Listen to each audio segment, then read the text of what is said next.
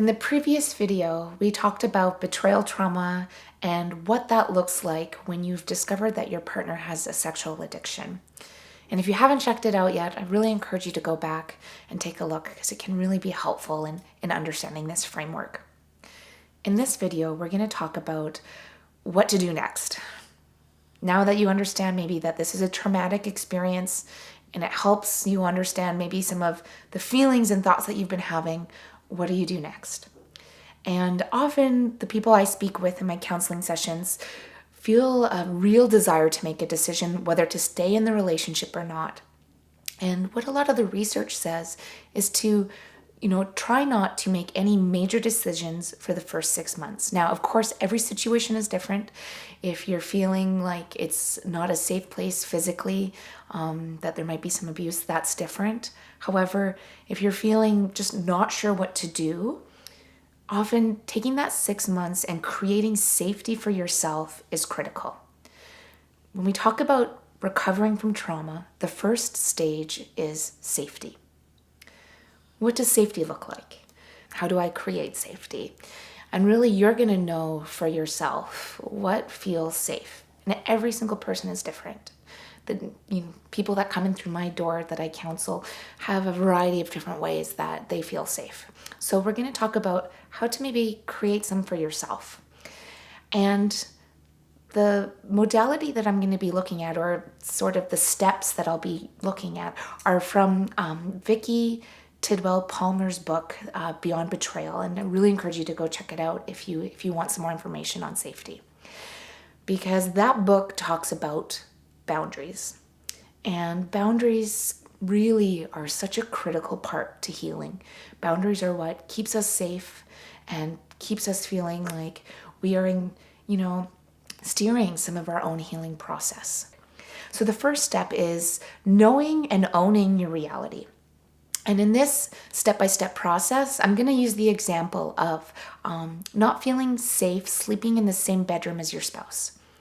So knowing and owning your reality means checking in with what you're thinking, what you're feeling, what you might kind of be experiencing in that moment. So for instance, an individual who's sleeping in the same bedroom as their spouse might feel uncomfortable.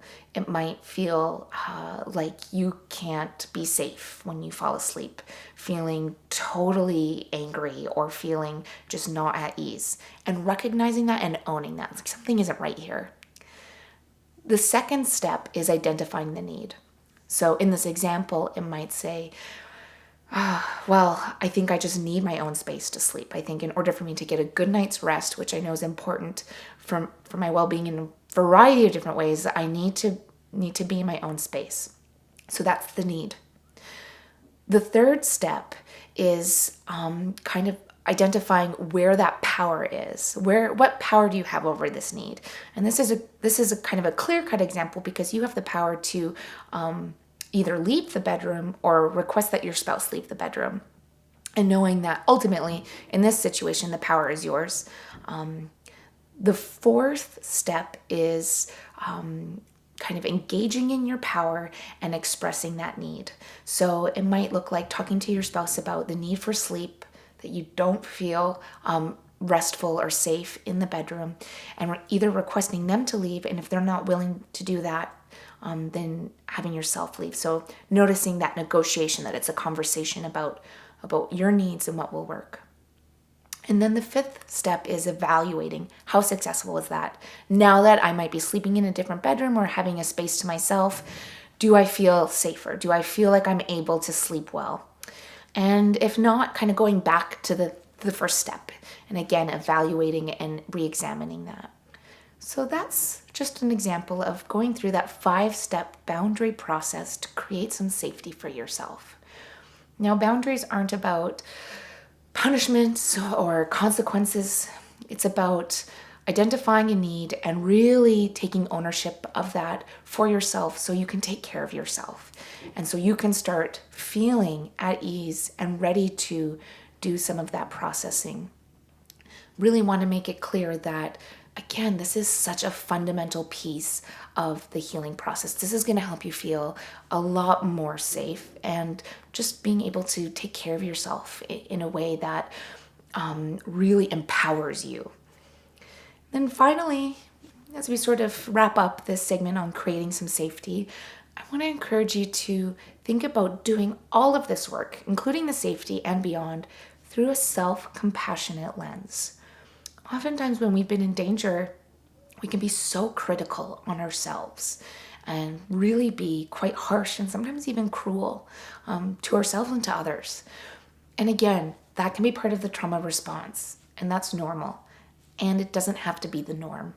So thinking about self-compassion, and self-compassion is about treating yourself with the love and respect like you would a dear friend or a loved one.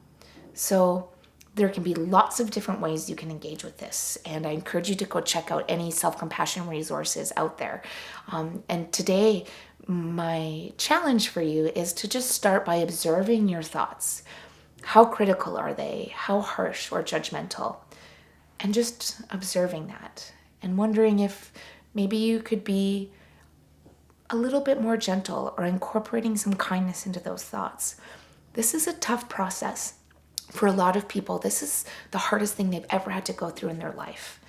And to get through it, and to process and to heal, we have to incorporate some self-compassion.